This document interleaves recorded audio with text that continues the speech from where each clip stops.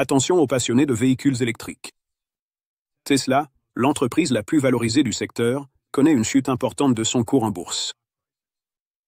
Cela est dû à une annonce récente de la PDG de GM. Elle vient de révéler que le nouveau moteur zéro émission de GM rendra obsolètes aussi bien les véhicules électriques que ceux à combustion interne. On comprend facilement pourquoi Tesla pourrait être un peu secoué. Imaginez un monde où des moteurs révolutionnaires zéro émission remplacent à la fois les véhicules électriques et ceux à combustion, les reléguant au passé. Ça paraît improbable, non? Mais il est vrai que GM a dévoilé une technologie révolutionnaire qui pourrait redéfinir notre conception du transport écologique. Mais comment ont-ils réussi cela? C'est justement ce que nous allons explorer dans cette vidéo, alors restez avec nous jusqu'à la fin pour ne rien manquer. Mais avant de commencer, n'oubliez pas de liker et de vous abonner à la chaîne. General Motors, plus connu sous le nom de GM, est un constructeur automobile multinational dont le siège se trouve à Détroit, dans le Michigan. À ce moment-là, l'entreprise cherche depuis un certain temps une alternative aux véhicules électriques, mais elle pourrait désormais réduire ses efforts, car ses recherches ont abouti à une nouvelle technologie à air comprimé. Même si cette technologie peut sembler sortie d'un film de science-fiction, son invention et son utilisation dans l'industrie sont en réalité plus anciennes que vous ne le pensez. L'utilisation de cette invention remonte au début du XIXe siècle, lorsqu'elle a été envisagée pour la première fois comme une alternative possible aux machines à vapeur.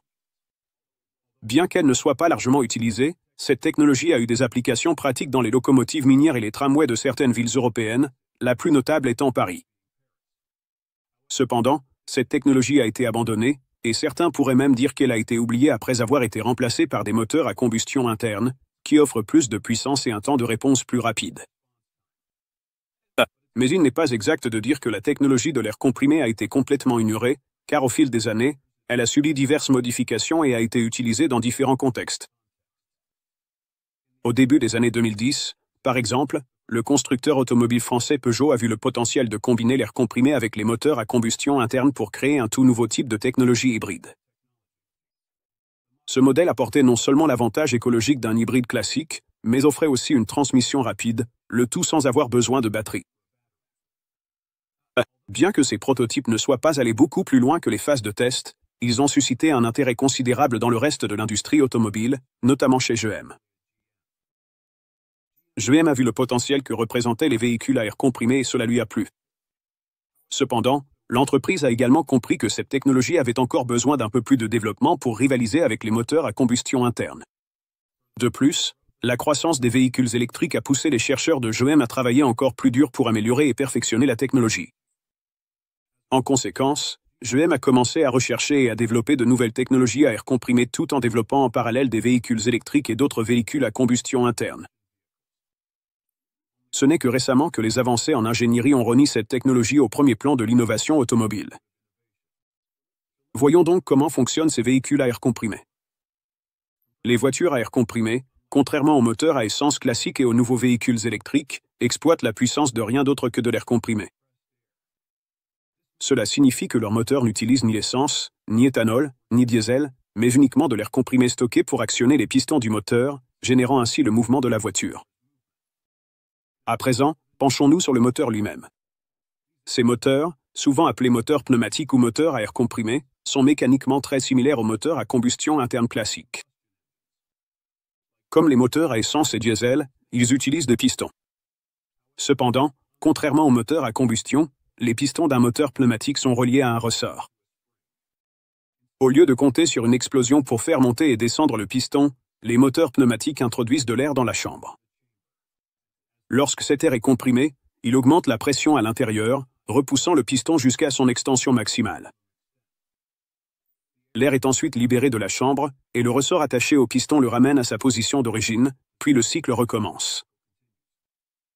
Le moteur est généralement très similaire au moteur à combustion interne, et peut donc utiliser diverses solutions techniques similaires.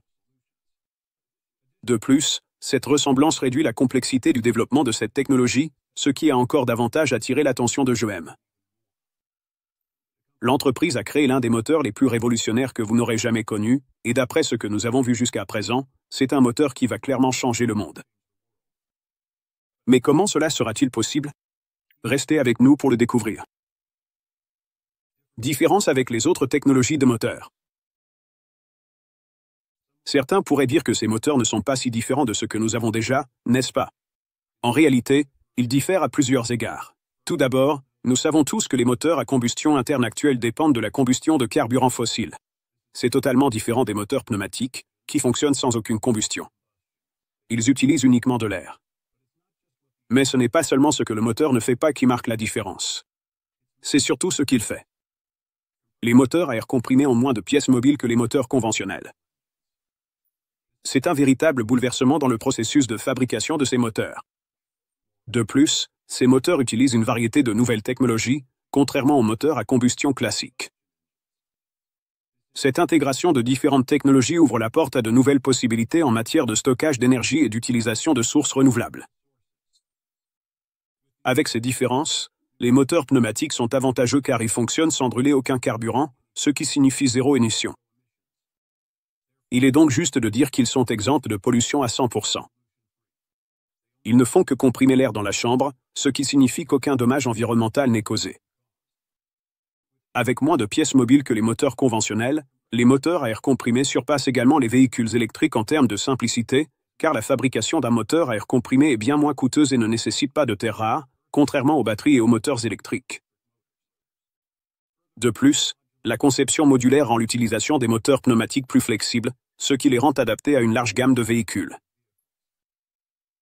Puisque nous parlons d'économie, il convient également de noter que les moteurs à air comprimé présentent un autre avantage important par rapport aux moteurs à combustion interne. Comme les moteurs à air comprimé utilisent des pressions nettement inférieures à celles des moteurs à combustion, ils nécessitent moins l'utilisation d'acier renforcé ou de matériaux métalliques aussi résistants, ce qui les rend plus économiques et plus écologiques à produire en grande quantité. Cela dit, il va sans dire que les coûts d'exploitation des moteurs pneumatiques sont bien plus faibles. L'air comprimé est bien moins cher que le carburant ou même l'électricité. Il est aussi beaucoup plus facile à obtenir, et on peut dire que ces moteurs sont des solutions durables puisqu'ils ne consomment rien. Ils utilisent uniquement de l'air, qui reste inchangé après avoir quitté la chambre. C'est une révolution dans l'ingénierie des véhicules motorisés. Inconvénient des moteurs à air comprimé. Les moteurs à air comprimé se sont en effet révélés être des inventions révolutionnaires en termes d'efficacité, d'avantages environnementaux et de rentabilité. Mais alors, pourquoi ne sont-ils pas produits en masse? Malheureusement, certains problèmes empêchent le développement et l'utilisation de ces moteurs à grande échelle. Ce sont ces inconvénients qui ont rendu les prototypes comme celui de Peugeot presque inutiles par le passé. Maintenant, on ne peut pas parler de ces inconvénients sans commencer par le fait que ces moteurs ont une puissance assez réduite. L'air sous pression a une densité énergétique bien inférieure à celle des carburants classiques comme l'essence ou le diesel. Cette faible densité réduit considérablement la puissance. De plus, en raison de leurs composants légers, le moteur a une capacité de stockage d'énergie par unité de volume plus faible, ce qui peut entraîner des limitations d'autonomie et de performance, surtout dans les véhicules plus grands ou ceux qui nécessitent une puissance élevée. Cela fait que le moteur ne produit pas assez de couple, ce qui le rend beaucoup moins viable en pratique. De plus, le moteur doit également tourner à un régime beaucoup plus élevé, ce qui entraîne une usure excessive des composants, étant donné qu'il s'agit d'un dispositif entièrement mécanique. Un autre inconvénient majeur des moteurs pneumatiques est qu'ils n'utilisent pas de liquide comme propulseur principal. Cela signifie que les ingénieurs doivent ajouter des lubrifiants, ce qui n'est pas aussi simple que pour les moteurs à combustion interne. Mais l'un des plus grands inconvénients de ces moteurs, c'est qu'ils sont totalement inefficaces. Je sais que tout cela peut te sembler confus, mais imagine simplement que tu conduis ta nouvelle voiture sur la route, et qu'après seulement 150 km, le moteur s'arrête et ne peut plus redémarrer. Pourquoi? Ta voiture n'a plus d'air. Ça a l'air frustrant, non? Même si l'air comprimé est pratiquement gratuit, cela peut vraiment arriver, car la plupart des prototypes de véhicules pneumatiques développés jusqu'à présent n'ont qu'une autonomie de 140 km. Cela signifie que tu devrais faire le plein en permanence, et ce n'est pas la meilleure option si tu envisages de faire un long trajet. Aussi révolutionnaire que ce moteur puisse paraître, il présente clairement certains inconvénients. Mais cela ne veut pas dire qu'il ne changera pas le monde, alors reste jusqu'à la fin pour découvrir comment ce nouveau moteur peut encore transformer l'industrie automobile. Jusqu'à présent, on a vu que ces moteurs ont un nombre considérable d'inconvénients, mais ce n'est pas tout. Il y a aussi le problème des performances par temps froid. Lorsque la température baisse, l'air à l'intérieur des réservoirs de stockage peut se condenser, ce qui réduit l'énergie stockée, et sans aucun doute, les performances du moteur également. Qui voudrait d'une voiture qu'on ne peut conduire que les jours de chaleur? Ce problème peut même être résolu avec des systèmes de chauffage ou d'isolation supplémentaires, mais cela augmenterait la complexité du moteur et le coût du véhicule. Atteindre un taux de compression plus élevé était un autre défi pour les ingénieurs de GM. Avant que tout le monde ne se perde dans le vocabulaire, le taux de compression signifie qu'avec une compression plus élevée, les moteurs pneumatiques auront un plus grand potentiel pour augmenter leur efficacité.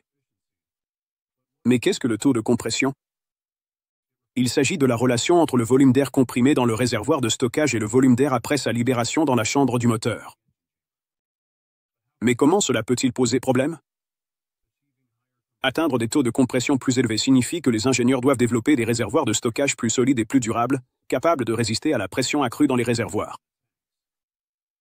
Sinon, les réservoirs risqueraient d'exploser à cause de la pression. Cet inconvénient nous rappelle un autre problème lié aux réservoirs d'air comprimé, la question de la sécurité. La plupart des prototypes utilisent des réservoirs d'air en acier pour stocker l'air sous pression.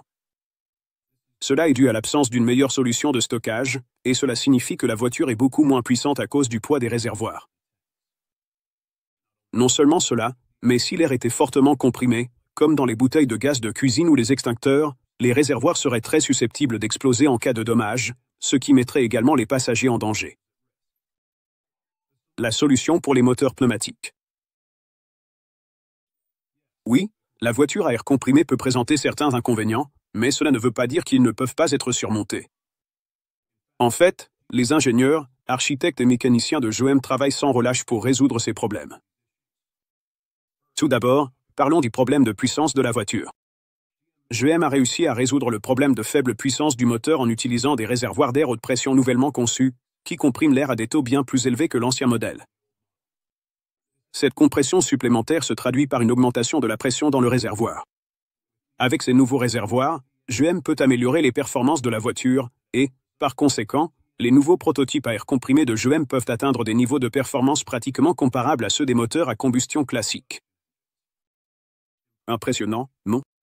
Même si le couple n'est toujours pas idéal, la puissance est suffisante pour un véhicule de transport classique, pour quelqu'un qui doit aller au travail, s'arrêter au supermarché, puis rentrer chez lui. Mais je sais ce que vous pensez, qu'en est-il de l'autonomie? Les mécaniciens de GM ont mis au point une méthode pour transformer le châssis du véhicule en une grande réserve d'air comprimé. C'est une idée brillante pour résoudre le problème constant du ravitaillement des réservoirs d'air. Mais qu'est-ce que cela implique pour la structure de la voiture? Il doit inclure des renforts spécifiques et même l'utilisation de matériaux composites, comme les thermoplastiques renforcés de fibres longues.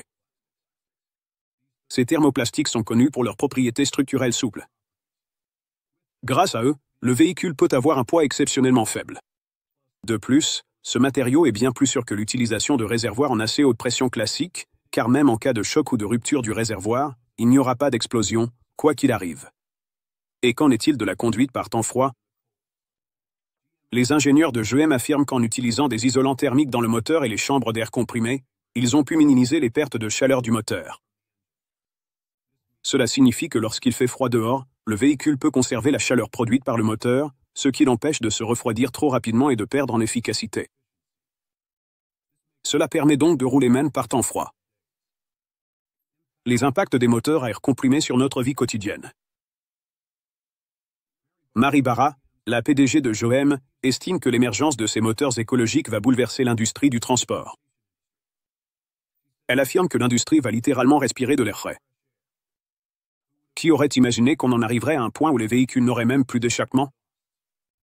Les moteurs à air comprimé changent la donne, et ce qui rend cette innovation encore plus futuriste, c'est que ces moteurs, bien qu'ils soient principalement destinés à l'industrie de l'automatisation, peuvent aussi être utilisés dans l'industrie en général. Actuellement, les industries dépendent fortement des machines fonctionnant au combustible fossile, et si ces moteurs pneumatiques s'avèrent être un succès, elles pourraient aussi les adopter. Imaginez un monde avec presque aucune émission de combustible fossile. Ça semble assez lointain, non? Mais c'est justement ce que la PDG de GM espère accomplir. Ce concept pourrait être extrêmement avantageux, surtout dans les zones densément peuplées comme les grandes villes et autres régions à forte population. De plus, les moteurs à air comprimé remplaceraient les stations-service à essence.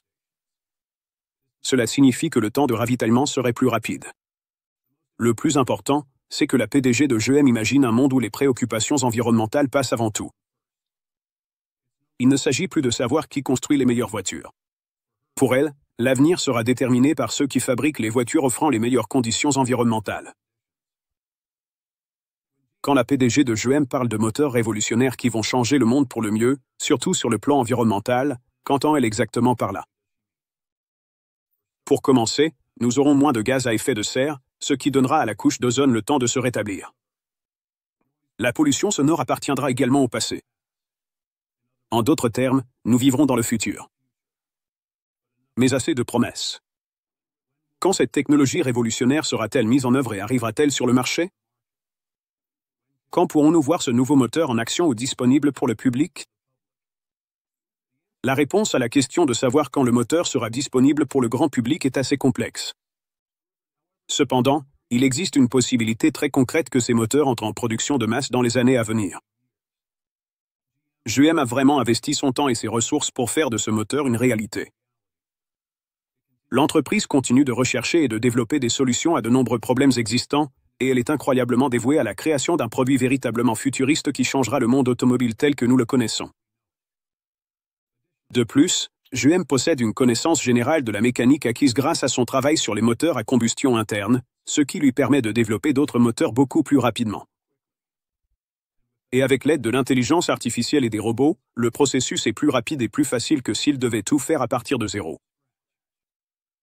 Bien que GM ait fait des déclarations audacieuses sur le potentiel de cette nouvelle technologie à air comprimé d'atteindre le marché, la réalité est que commercialiser une innovation aussi révolutionnaire ne sera pas facile.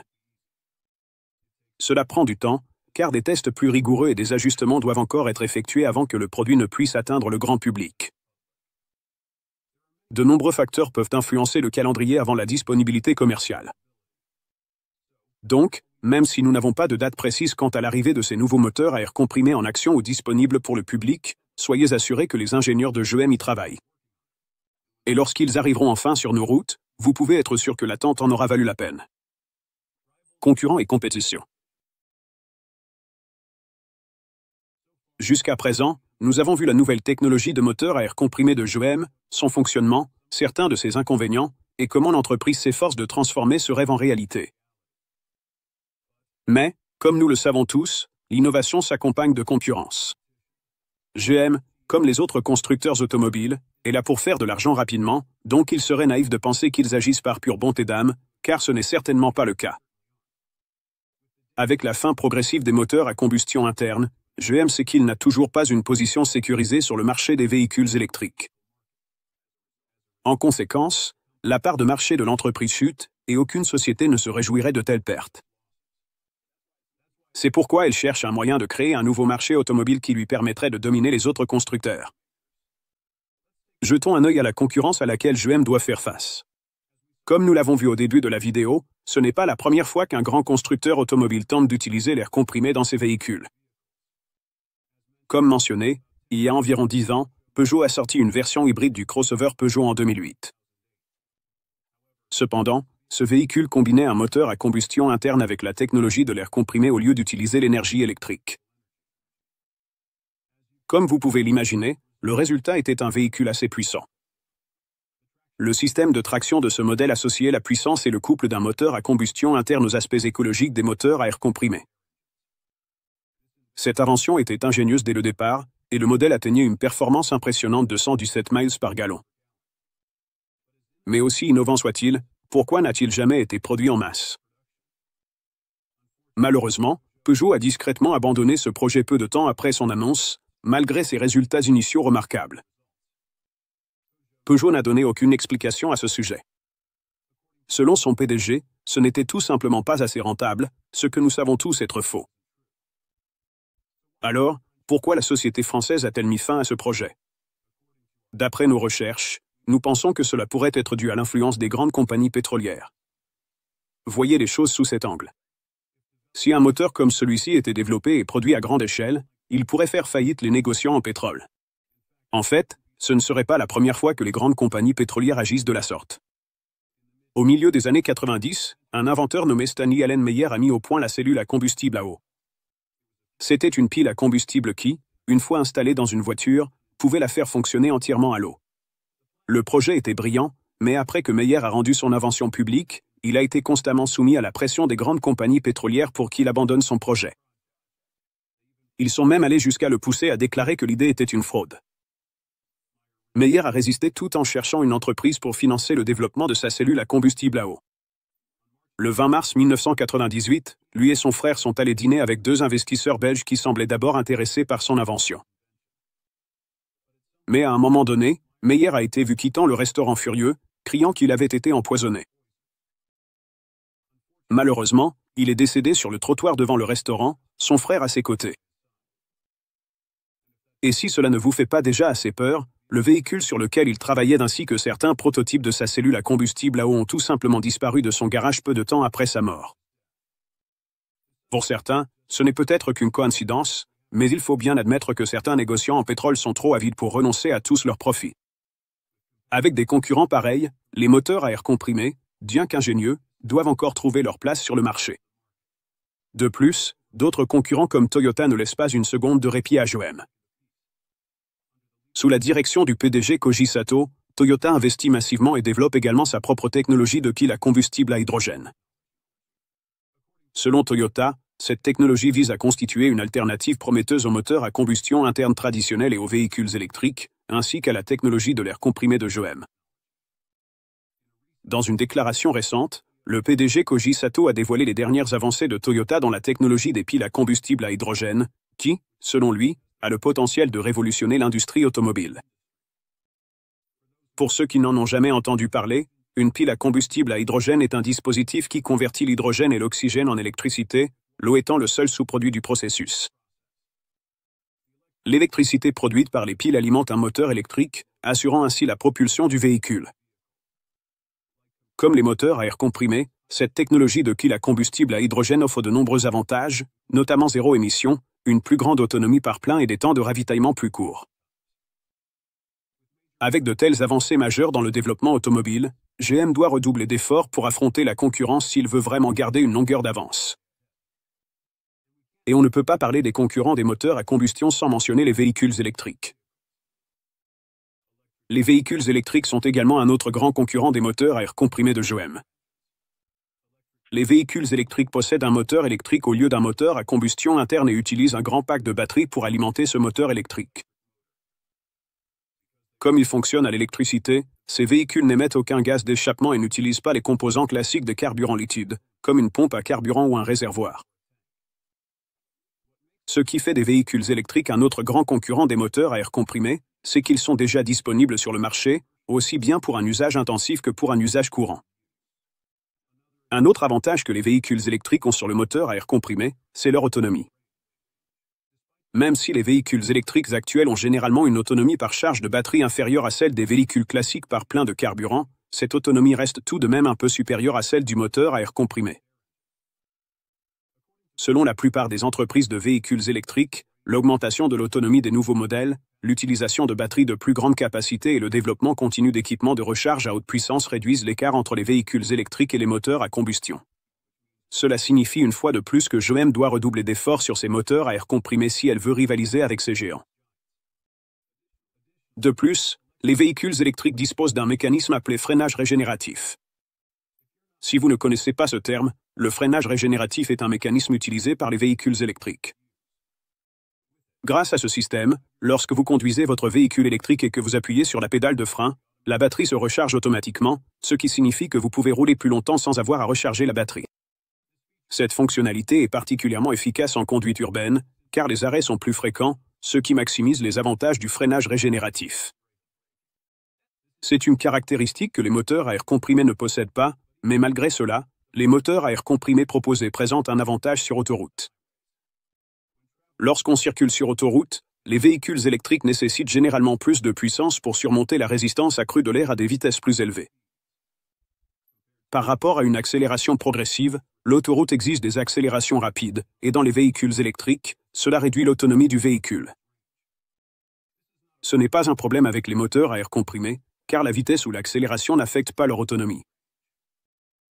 transporter des charges lourdes et gravir des pentes raides peut également réduire l'autonomie des véhicules électriques, mais c'est aussi un inconvénient pour tous les véhicules, car plus d'énergie est nécessaire pour transporter des charges ou monter une pente. Dans l'ensemble, même si le moteur à air comprimé de GM fait parler de lui aujourd'hui dans les médias, il est juste de dire que l'entreprise n'est pas la seule à vouloir révolutionner et dominer l'industrie automobile. Des piles à combustible à hydrogène de Toyota aux célèbres véhicules électriques de Tesla, la course vers un monde plus vert et un avenir plus propre s'intensifie. L'introduction de ces moteurs à air comprimé présente des avantages et des inconvénients pour l'industrie, l'environnement et la population en général. Mais tant qu'ils ne seront pas produits en masse et mis à la disposition du public, tout ce que nous pouvons faire, c'est attendre que les professionnels nous présentent leurs résultats. Mary Barra, la PDG de GM, continue d'affirmer le potentiel des moteurs à air comprimé pour transformer le monde de l'automobile. Lors d'une récente conférence de presse, elle a déclaré « Ces moteurs représenteront un changement de paradigme dans la technologie automobile. En exploitant la puissance de l'air, nous pouvons redéfinir le transport et avancer vers un avenir plus durable. » Son célèbre rival et PDG de Tesla, Elon Musk, a mis de côté les différences concurrentielles et a reconnu l'innovation de GM dans le secteur automobile. Lors d'un événement sur l'innovation en 2023, il a déclaré « L'innovation est cruciale pour l'avenir des transports. Si les véhicules électriques ont ouvert la voie à une mobilité plus propre, explorer des technologies alternatives comme celle-ci est également essentiel pour repousser les limites du possible. » Pensez-vous qu'il bluffait ou qu'il était sérieux? Donnez-nous votre avis dans les commentaires ci-dessous. Si cette vidéo vous a plu, n'oubliez pas de liker et de vous abonner à la chaîne. Merci d'avoir regardé, et à la prochaine fois.